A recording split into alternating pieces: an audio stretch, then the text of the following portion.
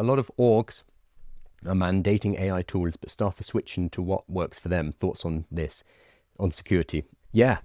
So specifically, a lot of organizations are saying, please use Microsoft Copilot. And then people use Microsoft Copilot and they're like, no, this is terrible. I'm not going to use this. I'm going to use ChatGPT or Claude. So it's primarily Copilot that I see this with. And I give workshops to organizations. I used to give workshops on Copilot. I now don't. I pass them off to other people because I can't in good faith go and talk about how great Copilot is and how they should be using it when it's not a good AI, which is bizarre because Copilot is built on GPT-5 or GPT-4 previously, but they've added so many kind of layers on top of it that they've totally neutered it. So a lot of organizations either have a bad AI like Copilot, which is terrible. Sorry, Microsoft. Sorry. It's not good. Or they don't allow AI, one or the other.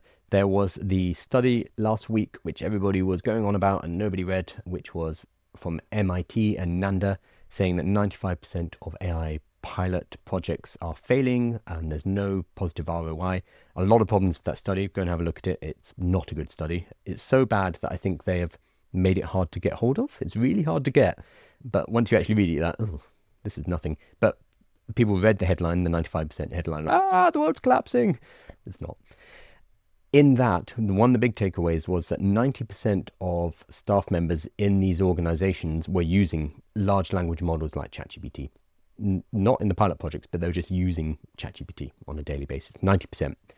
Only 40% of those organizations had given them access to an AI.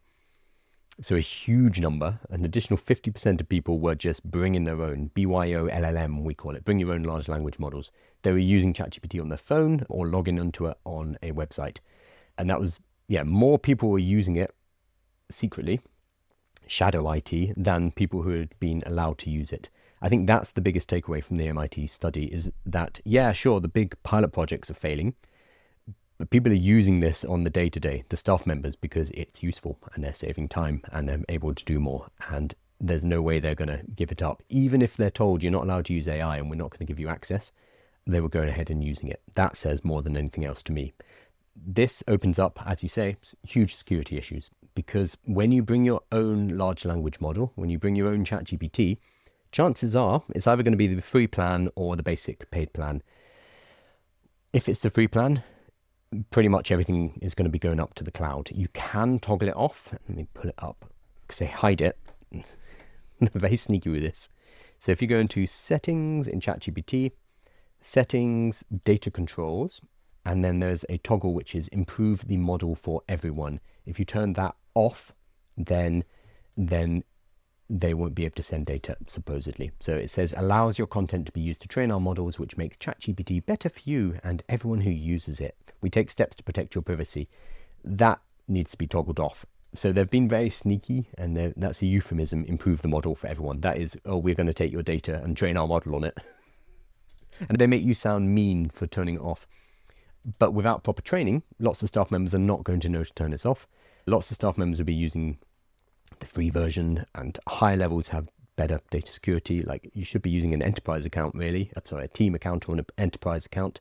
But that's only going to happen if the organization sanctions it. And if it's a Microsoft-based organization, they're going to say, no, use Copilot.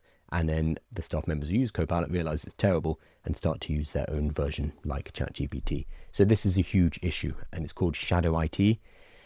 This is a big leverage point. So I have students who go and teach workshops to businesses, and I personally charge £1,500 an hour. That's my base rate. And then the highest I've charged is $4,000 an hour. So 3,000 whatever pounds to go and teach organizations about this stuff. And this is one of the leverage points when my students go and talk to businesses. One of the things they can use is, by the way, probably all of your staff members are using this already, and we need to make sure they're using it properly. So we're going to show them how to use the data controls. We'll talk about the difference between the free and the paid plans, etc., etc. So it's a really good leverage point for training because so many people are using it without being sanctioned. Huge issue, it really is. JW says, how can I get in touch about a workshop? I think it would add huge value to my business. So the best way would be to get in contact with my business partner. He helps with the the logistics of that. So he's Harminder, Harminder, Harminder at bstreetdigital.com. So B, the letter B, Harminder at bstreetdigital.com, and he'll be able to chat to you about how we do that. I also have a bunch of teachers as well. I have about 100 people who facilitate workshops for me. So if you're looking for something local and I'm not local to you, then potentially one of those people can come in as well. And they're pretty much global, all over the world.